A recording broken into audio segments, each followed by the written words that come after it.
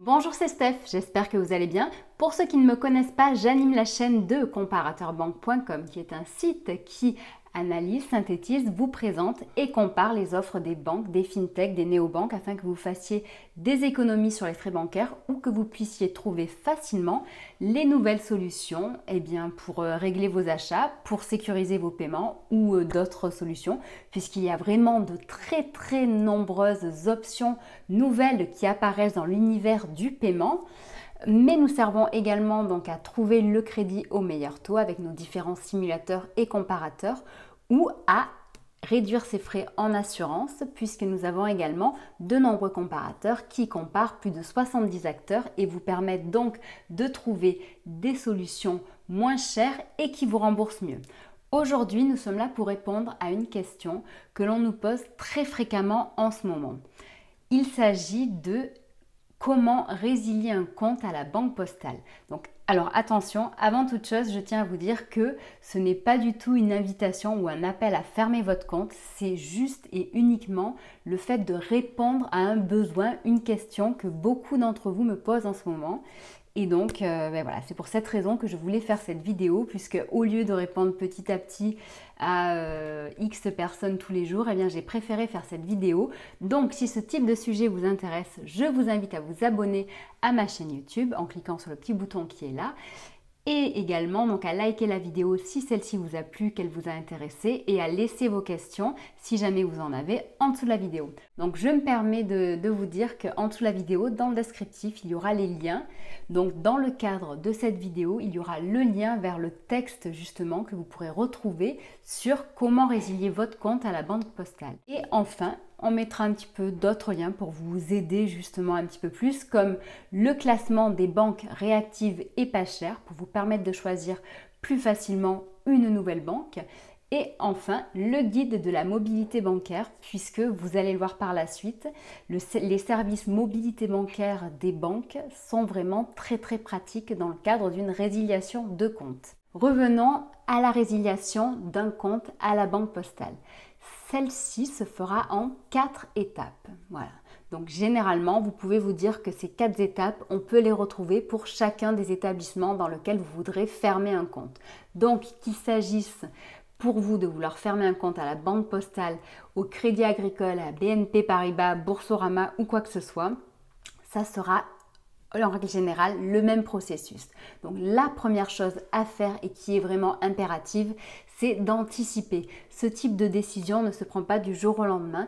Il faut l'anticiper puisque il est préférable d'avoir une nouvelle banque avant de fermer son compte et de se retrouver sans rien. Pour trouver une nouvelle banque, il se trouve que sur Comparateur Banque, justement, nous avons de nombreuses solutions et de nombreux outils pour ça. Donc le classement que je vous conseille, qui est le plus évident et le plus généraliste, c'est le classement des banques réactives et pas chères. Ce classement des banques réactives et pas chères est très bien fait et mis à jour donc au fil des jours en fonction des offres des établissements, que ce soit des banques classiques, des banques en ligne ou des néobanques. Cependant, comme je vous l'ai dit, c'est un classement généraliste. Et tout le monde n'a pas les mêmes besoins, les mêmes attentes envers une banque.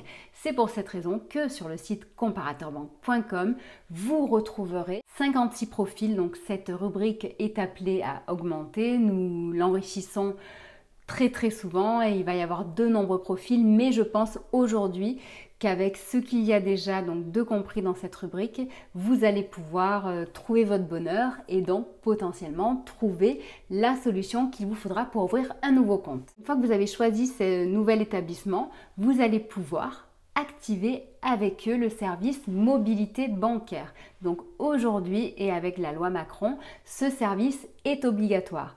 Il est très pratique car il va prendre en charge pour vous le rapatriement des virements et prélèvements que vous allez leur demander de prendre en charge et de rapatrier chez eux. Donc ce service est gratuit, ce qui est encore plus une excellente nouvelle.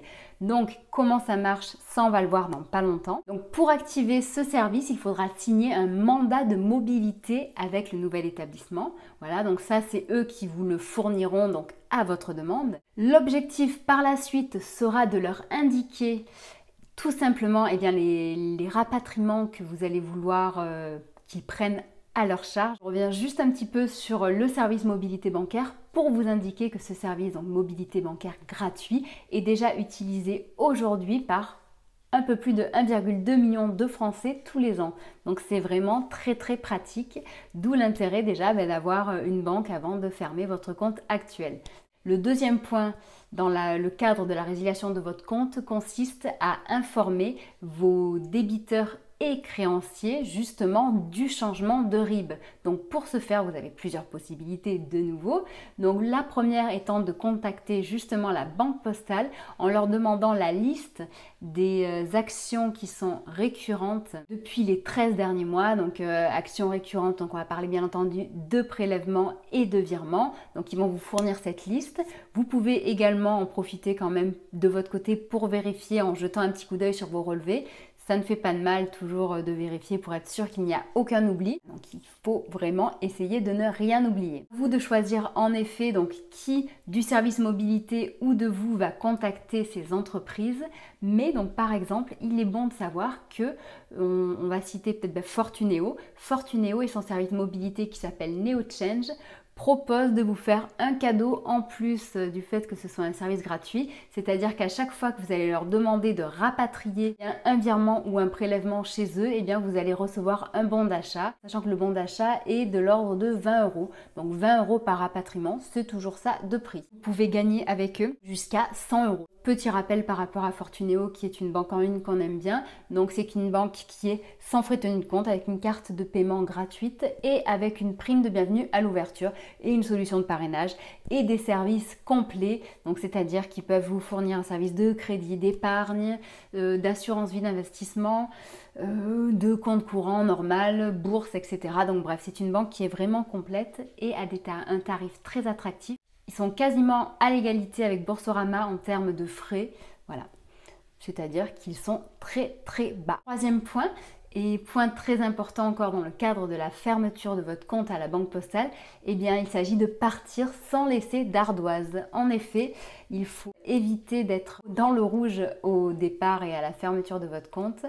Donc c'est-à-dire qu'il est préférable de laisser un petit peu d'argent avant de clôturer votre compte. On ne sait jamais si jamais vous avez justement des prélèvements, des virements qui arrivent, s'il y a des frais, les derniers frais de tenue de compte ou de carte bancaire qui tombent de la part de la banque postale. Enfin, vous devez être capable de payer tous les frais avant la fermeture de ce compte effective, en sachant qu'il y a un préavis de 30 jours à la banque postale. Si jamais donc vous laissez un solde négatif, vous pouvez être considéré comme interdit bancaire, donc il est préférable de l'éviter. Dernier point, eh bien, il s'agit en effet de quitter la banque postale et de résilier votre compte. Si jamais donc tel était votre souhait, mais normalement si vous regardez cette vidéo, c'est que vous avez décidé de la quitter.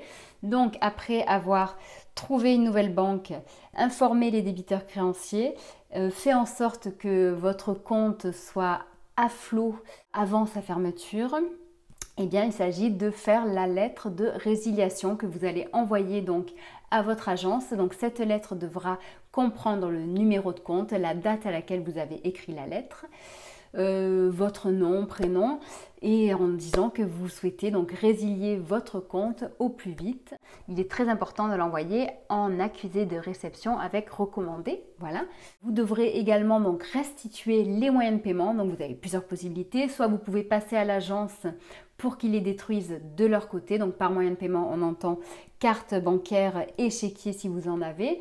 Voilà. Ou sinon, vous avez la possibilité de leur renvoyer par courrier postal. Sinon, l'autre solution pour la destruction des moyens de paiement ou la restitution, c'est de le faire de votre côté en leur envoyant un courrier certifiant que vous avez bel et bien détruit justement ces moyens de paiement. Et à la limite, vous pouvez le mettre dans la lettre de résiliation si vous le souhaitez. Voilà, donc normalement on a fait le point et le tour de tout ce qu'il faut faire pour résilier son compte à la banque postale. Donc si jamais vous avez des questions, n'hésitez surtout pas à nous les poser. Si cette vidéo vous a intéressé, n'oubliez pas le petit like. Et voilà, je vous souhaite une agréable journée. Je vous dis à très bientôt. Au revoir.